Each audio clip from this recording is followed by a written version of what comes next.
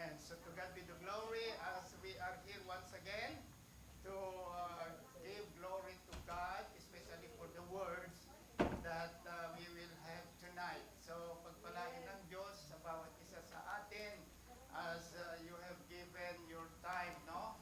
Na kayo ay nagbigay ng panahon, your effort, upang sa ganon that we will hear from the Lord. Amen?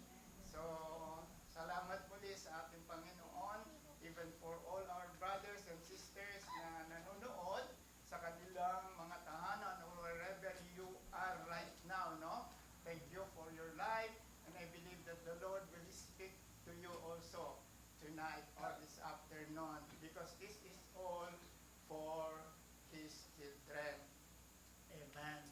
So, sa hapong ito, this afternoon, I would like to speak about the duties to life. Yung duty natin sa buhay na ibinigay ng Diyos sa atin. How many of us believe that our life comes from the Lord? Amen?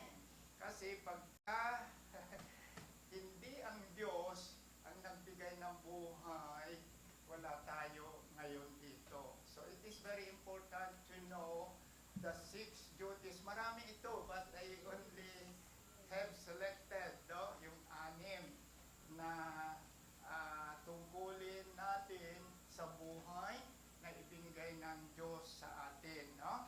So, as I have said, yung buhay na mayroon tayo ay galing sa Diyos. Meron ng awitin noong unang panahon, the late 80s, yung hiram sa Diyos.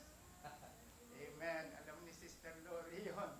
Yung hiram sa Diyos ang ating buhay. Di ba? So, this is really true na ang buhay natin ay hiram. Hindi atin ito. Kaya, dapat pangalagaan natin because this is only borrowed from the Lord. If you borrow something, no? Halimbawa, hihiramin ko yung sasakyan ni Kuya nakakalimutan ko bulang pangalan.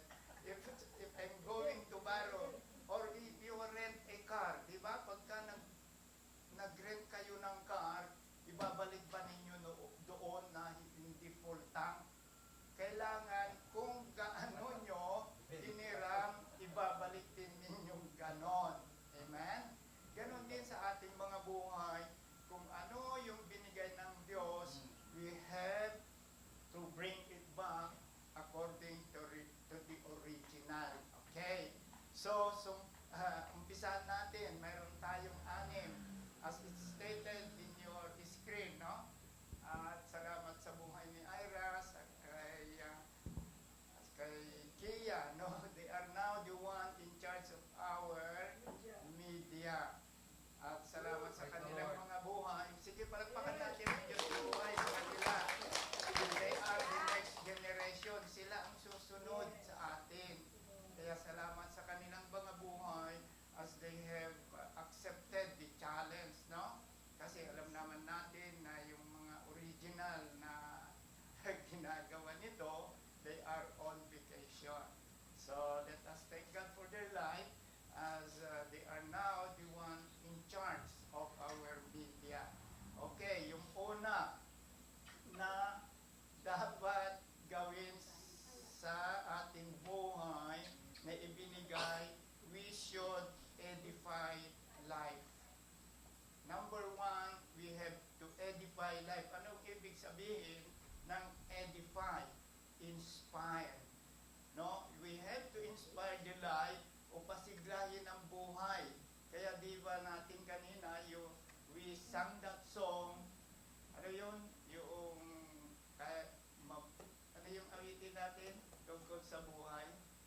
Walang imposible sa ating Panginoon. Di ba?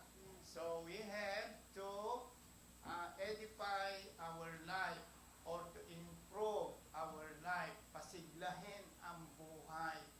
Even though alam ko that these days there are many things that will hinder our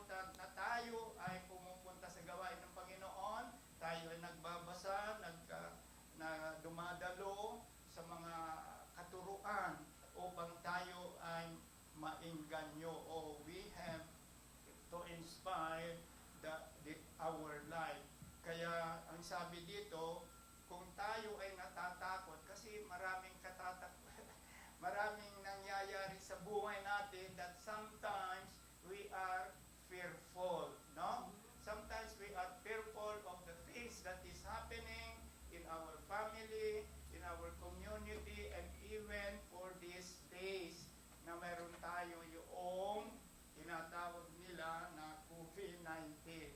But if we are fearful, you can claim the promises of God sa Isaiah 41 verse 10. Isaiah 41 verse 10, ang sabi dito, do not fear. Huwag kayong matakot. Amen? Sabi niya, do not fear or do not fear for I am with you. Do not be dismayed for I am your God. I will strengthen you and help you. I will uphold you with my righteous right hand. Yun ang pangako ng Diyos yun. Sabi niya, huwag kayong malungkot, no? Or do not fear, huwag kayong matakot sapagkat ako ay sa inyo and I will strengthen you and I will uphold you with my righteous right hand. Bakit righteous right hand? Bakit yung kanan ang binanggit dito, hindi yung kaliwa? Why? Because your hand or your right hand, if you are right-handed, this is the one that is being used or is strong, no? So, sabi ng Panginoon, I will guide you and I will hold you with my righteous right hand. At kung tayo mga kapatid ay napapagod na, no? Meron ding promise niyan eh. If we are tired, sabihin natin yung we have to claim Matthew chapter 11 verse 21. Matthew chapter 11 verse 28 pala, hindi 21. Matthew 11:28, the Bible says, come unto me. Diba ang sabi niya? Come unto me and I will give you rest. Sino dito ang napapagod? Diba? Tayong lahat ay napapagod minsan, pero ang sabi ng Panginoon, come unto me. Hindi niya sinabi, come to Pastor Saldi, but come unto me.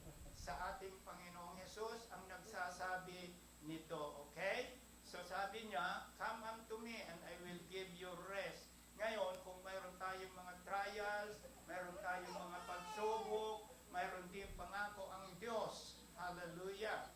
Dito po sa John chapter 16 verse 33. No, ito yung natin. I-claim natin sa ating Panginoon if we have that trials or tribulation. John 16:33. Alam na ninyo, in this world you will face trouble. Sabi ng Panginoon, but take heart because I have overcome the world. Na-overcome niya yung mga gawa na ng sanlibutan. So it is very important, as I have said, to know or to claim the promises of God. Ngayon, kung another thing na tandaan natin mga kapatid, na ang ating Panginoon ay ginaganap niya. He fulfill all His promises. Hindi kagaya ng tao na may nangangako, pero kung minsan, hindi nila natutupad. Pero tignan ninyo dun sa Numbers chapter 23 verse 19. Ang sabi dito, God is not a man that He should lie, no? Nor the Son of Man that He should change His mind. Does He speak and not act? Does He promise and not fulfill? Pinupulfill po ng Panginoon ang Kanyang mga pangako. Panghawakan natin yung mga pangako ng ating Panginoon. And of course, you can edify or inspire life by, as I've said, attending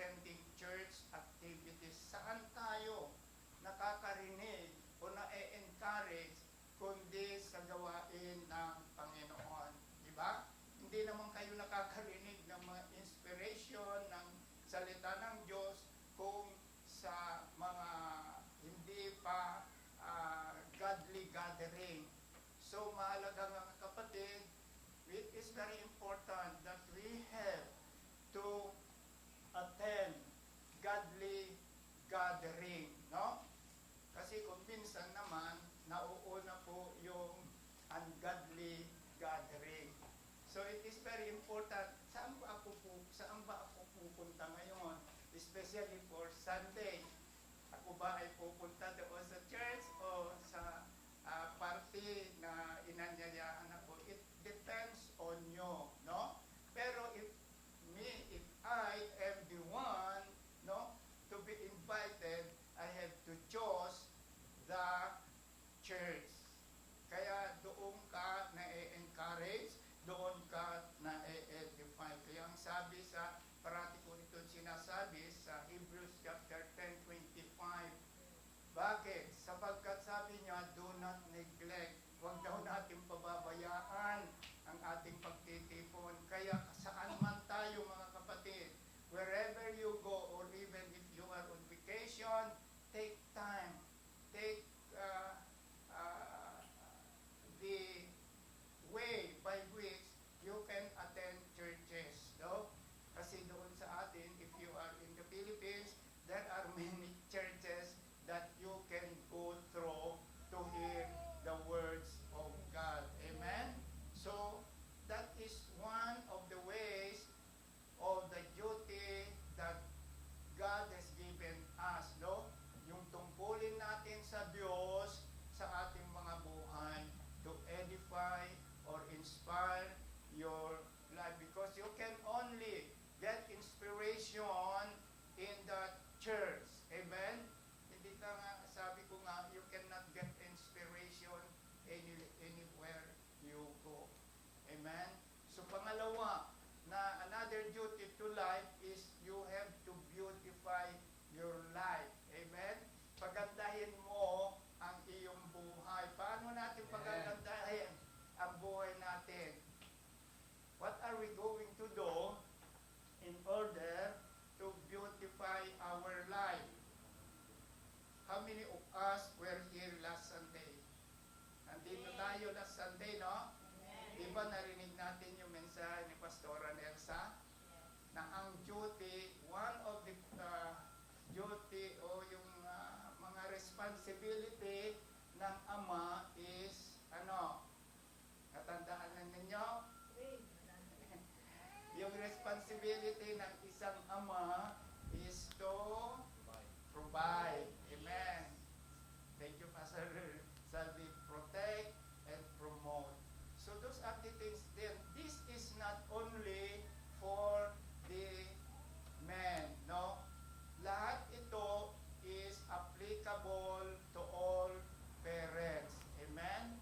Because you know that is the responsibility, especially for our children who are still in our custody, no?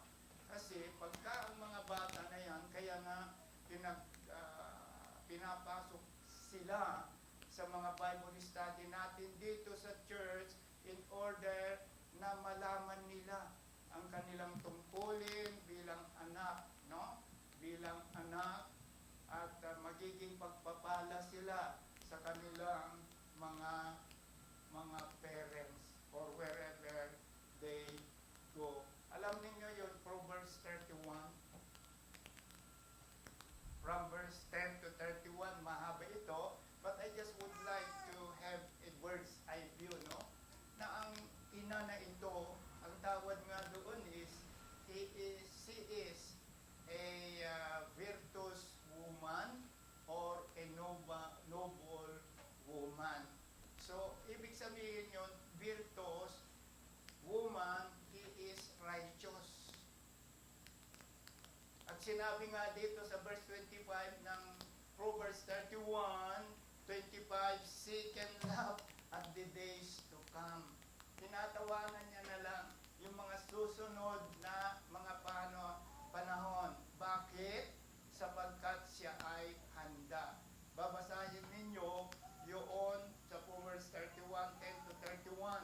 Makikita ninyo yung character of a noble woman. At makikita ninyo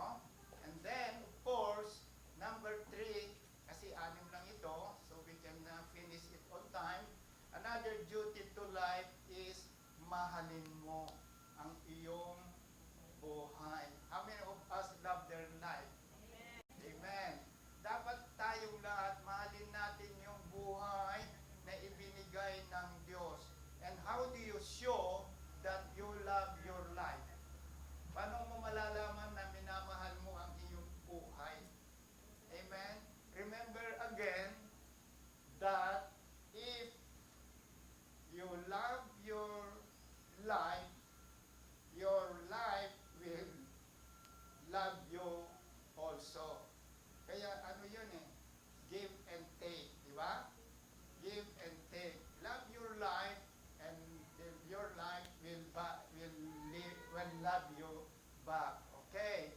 Kasi sabi dito sa Galatians chapter 6, verse 7, I think I was not able to put that in the screen. Sabi dito, whatever you sow, you shall reap. Diba? Kung ano ang itinanim mo, yun din ang aanihin. Diba? If you plant an eggplant, maaari bang ang ang ang iyong aanihin ay grapes? Hindi. You have to reap the same. Amen? So, how to love, I will show you how to love your life. Alam ninyo yung buhay ni Daniel sa chapter 1, verse 1 and 2. Si Daniel, mga kapatid, for those who do not know yet who Daniel is, siya ay captive doon sa Babylon. At sa panahon na yon, sabi ng captive, yung nag-captive sa kanila, kumain kayo ng pagkain ng hari. Upang sa ganon ay parang magiging hari kayo. But you know what? Ang sabi ni Daniel doon sa Daniel chapter 1 verse 12, sabi niya dito, please test your servant for 10 days. Give us nothing but vegetable to eat and water to drink. You see? Sabi nila, pakainin nyo lang kami ng vegetable at tubig na maiinom. Ito yung request ni Daniel. And do you know how many years na nabuhay si Daniel? Sino nakakaalam kung ilang taon nabuhay si Daniel? Dahil kumakain siya ng gulay. Amen. Sino dito kumakain ng gulay? Amen. Praise the Lord. This is more better, no?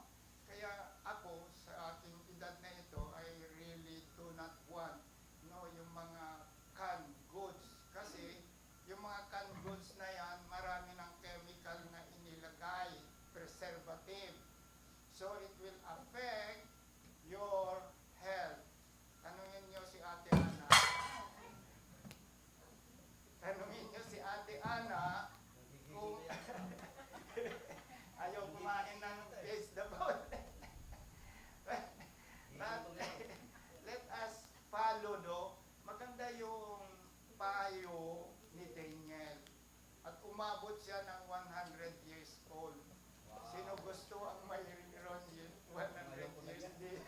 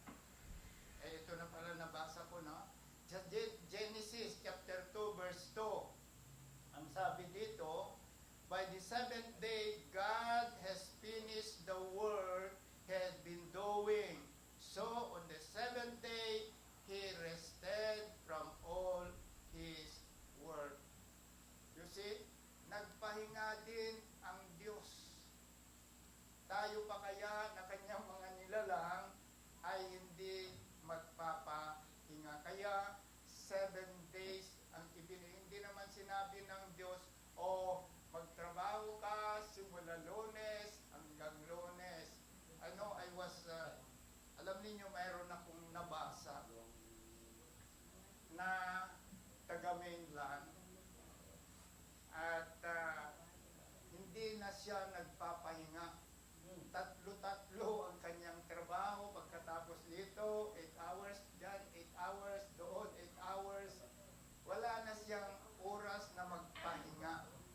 And then, after a few years, wala na siya. Why? Inabuse niya ang buhay na ibinigay ng Diyos. That is why it is very important, brothers and sisters, that we know the words of God. Even the Lord Jesus Christ rested. Alam ba natin na ang Panginoon ay nagpahinga rin?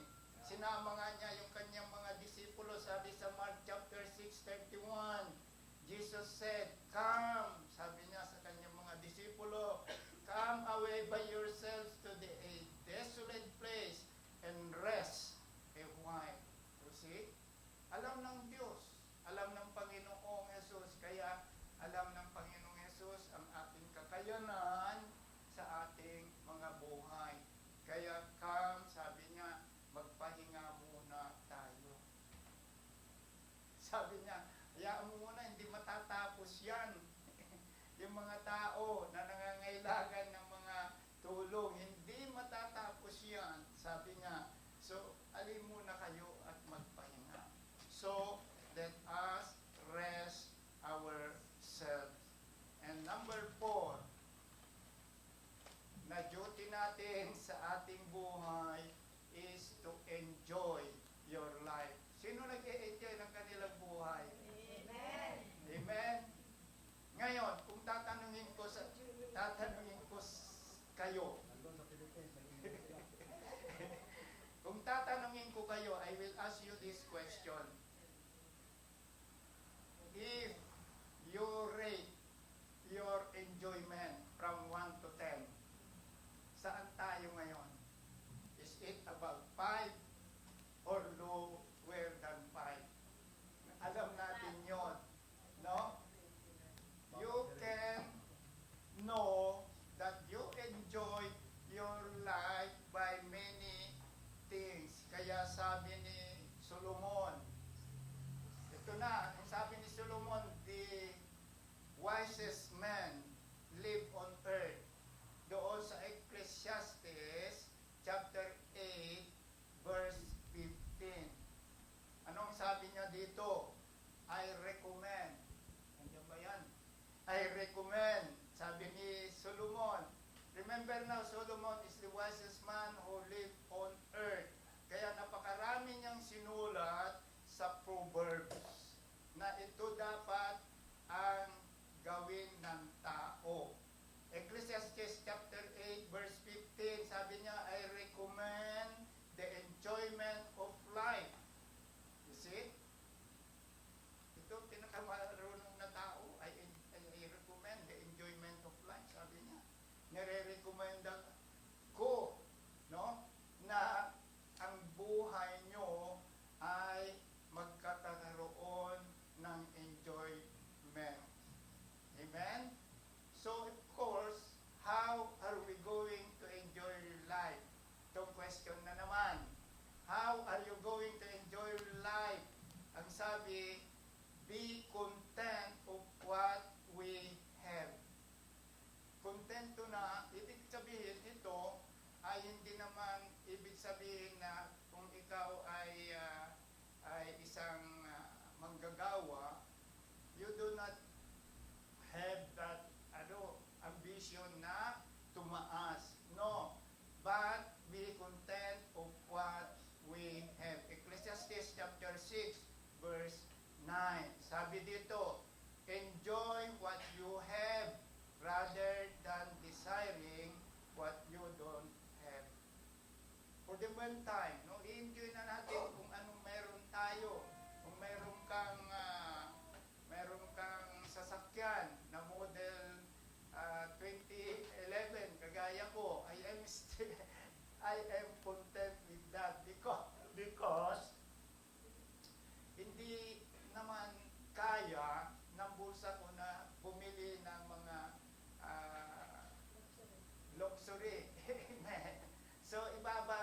natin sa ating kakayanan, no?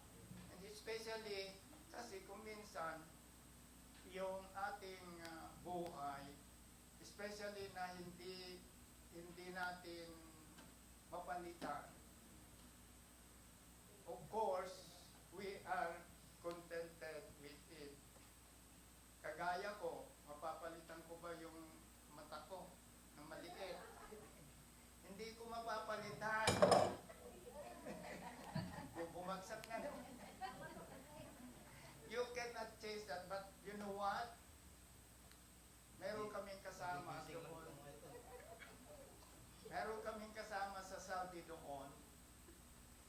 At ito ay totoong totoo, no? Meron kaming kasama na yung kanyang ilong ay talagang malaki. Hindi bagay sa kanyang mukha. So ang ginawa niya, nung umuwi siya sa ating bansa, nagpa-opera. So nung bumalik siya, hindi namin makilala. Anong ginawa mo, bro? Kasi kapatid na natin sa pananampalataya noon. Sabi niya, pina-repair ko itong ilong ko. And then nagustuhan ng girlfriend niya. Kasi sabi niya, yun daw pala ang ayaw ng girlfriend niya. So okay, ilong niya.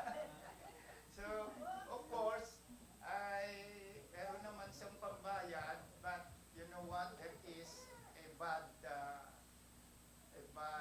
news about a woman, no? Ito naman ay isang babae.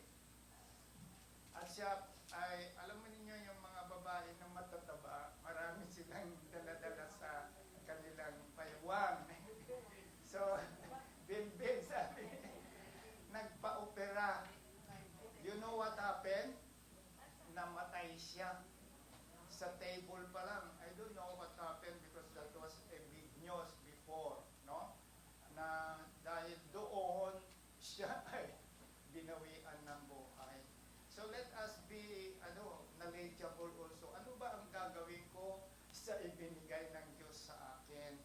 So it is very important, brothers and sisters, na we have to enjoy what God has given to us. Amen. Kaya huwag kayong mag-alala sa ating buong buhay. Amen.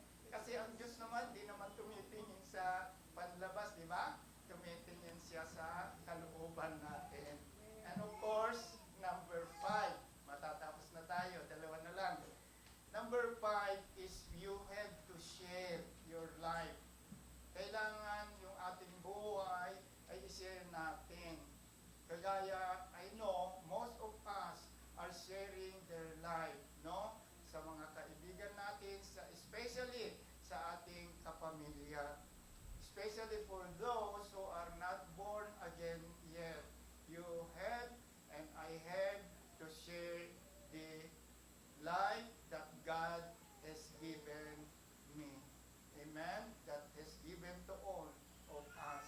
Kaya mahalaga na maalala din natin yung pinanggagalingan ng lahat ng ating mga pangangailangan. Kaya sabi dito sa Deuteronomy chapter 8 verse 18. Deuteronomy chapter 8 verse 18, remember the Lord your God who gives you the ability to gain wealth. Kaya dapat natin alalahanin ang nagbigay ng kayamanan sa atin o nagbigay ng lahat ng pangangailangan natin according to Deuteronomy chapter 8 verse 18 that we have to remember the Lord God who gives us the ability to gain wealth. Alam niyo, there is a story in Luke chapter 12 16 to 21. Ito ay mahaba uli, but I will give you the lesson. Dito sa Luke chapter 12, verse 16 to 21. This is the parable of the rich fool. Ano ba ang parable? Sino nakakaalam kung ano ibig sabihin ng parable? O sa Tagalog, parabolo. Di ba ang parable?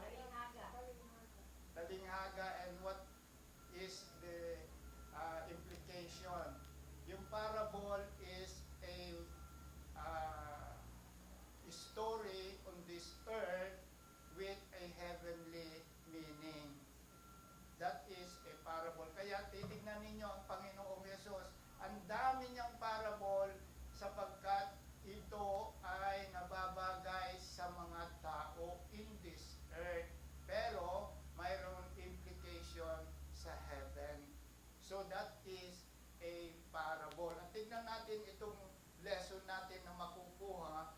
How did he share his life? Paano siya tumulong sa mga tao na kailangan ng tulong? Sa Luke 12:16 to 21, babasahin ko, and he told this parable. Yun na nga, the ground of a rich man produced good crop. Ibig sabihin, magsasaka siya, no? He thought to himself, what shall I do? I do not have a place to store my crop. Then he said this to himself. Sabi niya, this is what I will do. I will tear down my barns and build bigger ones, and there I will store all my grains and my goods, and I will say to myself, ito, sabi na sa kanyang sarili, you have plenty of good things laid up for many years. Take life easy, eat, drink, and be merry. But in verse 20, it says here, but God said to him, ito ang sabi ng Panginoon sa kanya, you fall, this very night yourself will be demanded from you, then who will get what you prepared for yourself? Sa verse 21, this is how it will be with anyone who stores up things for himself, but is not rich toward God. That is why, brothers and sisters, we have to share our abundance, no? Hindi kagaya itong mayaman na nga ito, sabi nga, I will build a bigger granary. Sabi niya, doon ko na i-install ang aking mga kayamanan. But, ang sabi ng Panginoon, you fall. Bakit kaya tinawag siya na fall o mangmang? Sapagkat hindi niya iniisip, no? Yung kanyang kayamanan ay maitutulong din sa mga tao. So, siya po ay tinawag na fall, mangmang. Amen? So, it is very important that, kaya nga, every Sunday ay nagkakaroon tayo ng, diba? Every Sunday, nandito yung ating mga kapatid that they exhort us, no? Na ibigay natin ang para sa Diyos at ang para sa tao o para sa gobyerno, ibigay din natin. Amen? So that is what we call sharing your life. Amen? Sapagkat tunay nga, ito ang nais ng Diyos na tayo po ay mag-share. And thank God for all of us, no? Nakikita ko na tayong lahat ay nag-share sa ating mga biyaya ng Diyos every time. So that is number 5. And the last one, duties to life is sanctify your life. Anong ibig sabihin ng sanctify? Means to make sacred, to consecrate, dedicated, or set apart for God's use. Yun ang ibig sabihin ng sanctification o sanctify. Meaning to say, yung ating buhay set apart na sa ating Panginoon. Amen? So sanctification is a process. Process to ito. Ang sabi dito ng writer, sanctification is a process and begin at the time we receive Jesus in our life. Nag-umpisa na yung sanctification nung tayo ay tumanggap sa ating Panginoon, and it is a lifetime process. Buong buhay natin, no? Sinasanctify tayo sapagkat araw-araw tayo ay nakakaharap sa maraming gawa ng kaawa.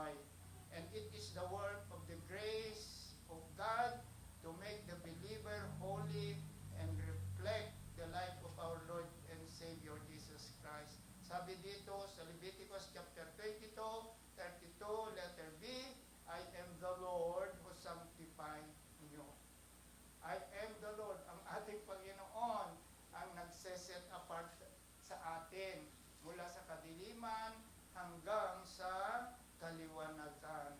Amen? So, sanctification comes as a result of the Word of God. Kaya kailangan natin makarinig ng salita ng Diyos in order na tayo ay sanctified from glory to glory. Now, I will end this message with a short story. Alam ninyo, how many of us come from our Catholic religion? Sino sa atin? Amen. Galing tayo sa Catholic religion. But you know, in the remote places in the Philippines, tuwing Pasko ay anong ginagawa natin? Di ba nagsasamba tayo?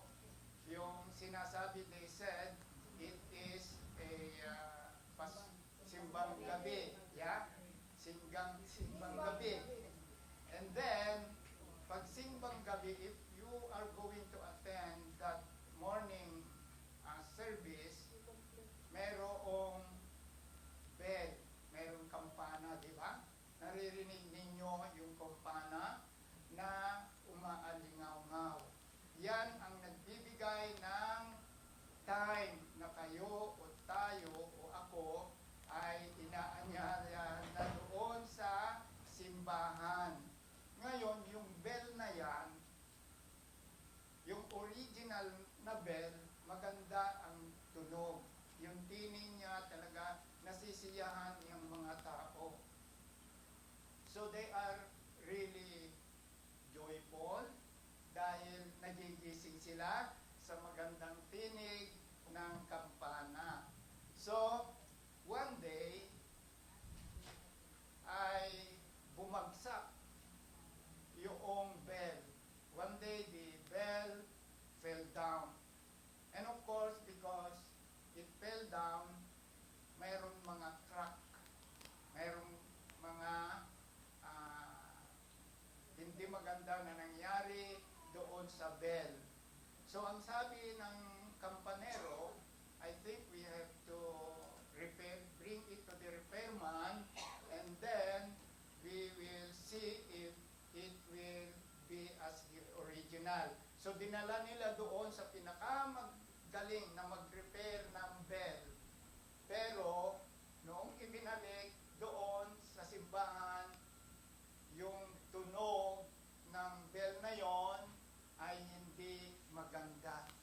So nalungkot yung mga tao. And then, after a few days, pumunta sa pare. After a few days, an old man came to see the parish priest. Sabi niya, pare, o father, kasi tawag nila father, di ba? Sa kanya, sabi niya, Father, if you want this bell to have an original sound, ang sabi niya, you have to bring it to a melting pot. Patutunaw yung bell. So, ganon, that is what they did. They bring that bell to a melting factory at minelt. And then after that, ay tinugis muli ng isang bell. And then you know what happened? When they brought that bell to the church, narinig nila, the original sound is dead. Ngayon, anong lesson ang nakikita natin doon? Di ba, tayo ay parang bell, parang kampana, na kung saan ay nagkakaroon tayo ng mga lamat sa buhay. So, in order to bring us to the original na nais ng Diyos, kailangan tayo